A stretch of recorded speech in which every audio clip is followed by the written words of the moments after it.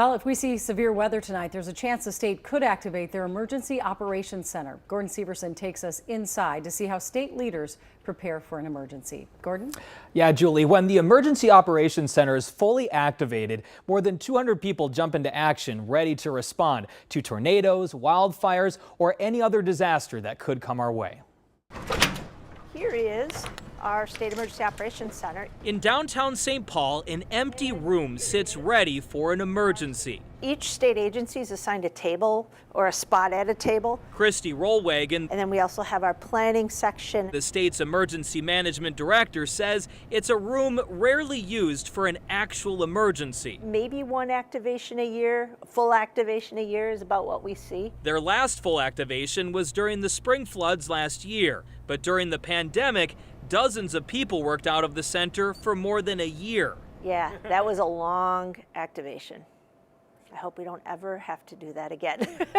Rollwagon says her operations team is standing by with this latest round of weather, ready to respond if any communities see severe damage. So if the community has some unmet needs, or if they are finding that they're overwhelmed, then we start to look at what is the right resource that we could provide. Emergency officials recommend downloading a weather app on your phone and investing in a weather radio. That you can tune into information and you can get those alerts and warnings. Now is also a good time to make a plan because Rollwagon says most Minnesotans are out of practice. You know, it's been a while since we've had a large tornado outbreak in our state. It's so important to continue to keep yourself in that preparedness and readiness posture. Now more than ever, she says it's important to be ready. These storms are more intense, they're dropping more rain, they're higher wind speeds, that kind of stuff. So we shouldn't be letting our guard down.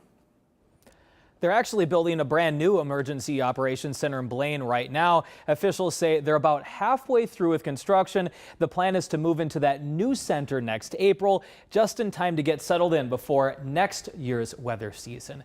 Lauren, back to you. Gordon, thanks. Well,